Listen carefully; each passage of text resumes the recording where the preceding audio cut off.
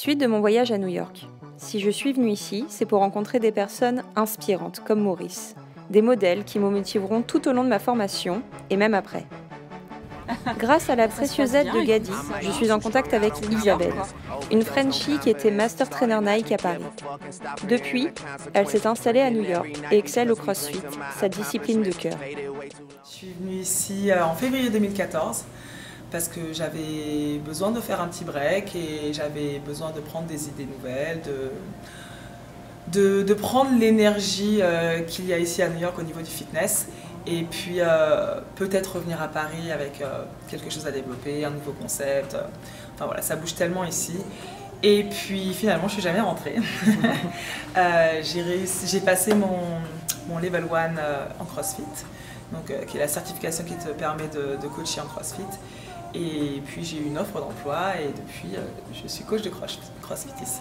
Alors moi j'ai commencé en France le CrossFit, j'ai commencé en tant que compétitrice et je pense que c'est pour ça qu'aujourd'hui je suis autant épanouie dans ce sport, c'est parce que j'ai pris le temps pour moi, pour le vivre et pour en faire l'expérience en fait. Et maintenant j'avais vraiment envie de partager ça et de l'enseigner. Pourquoi le CrossFit? Je sais pas, je pense que venant de la danse et de la gym, je pense que ça a été assez facile pour moi de comprendre les nuances et les mouvements d'haltérophilie qui sont vraiment compliqués à maîtriser au début. Et puis ce que j'ai aimé, c'est le côté fun et le côté communautaire, le côté équipe. J'ai adoré ça, je pense que j'avais jamais vécu ça avant et je me suis éclatée dès le départ, j'ai rencontré des gens extraordinaires. Et maintenant que je l'enseigne, je m'éclate encore plus parce que quand tu enseignes à des filles et que pour la première fois elles font une traction ou n'importe quel mouvement qui va demander de la technicité, de la coordination et de la force, c'est génial. J'adore ça. Tu as de la gratification en fait à voir le progrès des gens. Et puis il y a le petit côté compétitif. C'est un facteur qui était nouveau avant que je commence pour moi. Et c'est hyper sympa parce qu'en fait, tu es en compétition avec toi-même, un petit peu avec les autres, mais ça reste une compétition saine. Et je trouve ça vraiment génial en fait. Tu te pousses comme tu te pousses pas quand tu fais du fitness toute seule chez toi ou dans une classe de fitness lambda.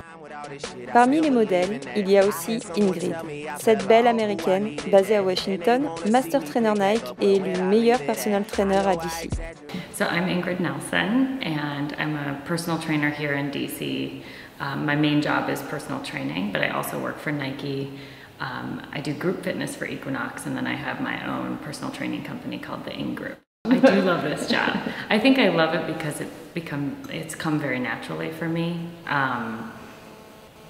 And I genuinely really like people. I think you have to really care and want to work with people to do the job.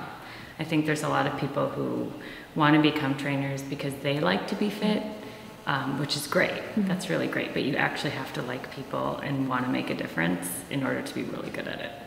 So NASM is one of the most highly regarded certifications in the US. So if any gym, Equinox, sports clubs, Sports Club LA, all of the major gyms in the United States, NASM is one of the most highly regarded certifications. So a lot of trainers in the US have that. There are other certifications too, and certainly with group fitness, there are some that are maybe not as serious for just group fitness, but when it comes to personal training, NASM is the one. So I love it, and I require all my trainers, even if they have another certification, to get NASM, because it creates a really good understanding of like different tiers of training and understanding what one client might need and where to start with them, even down to like stability and balance, and really sets a really good groundwork for for training. So I think for me, if I have trainers that are NASM certified, I feel like there's just a certain level of trust that comes with that, because that person knows exactly where to start with you and how to grow you into like a strength and power level if that's where you want to go, but they know what you need to have first. So like I call that like basic needs, right? Yeah. So like here's what you need if you want to be a runner. Here's what your basic needs are if you want to be strong. I think NASM kind of gives all of that. Yeah, so it's perfect for everyone. I work for specifically Nike Women's, which most of the NTC, Nike Training Club trainers, you'll find work for Nike Women's.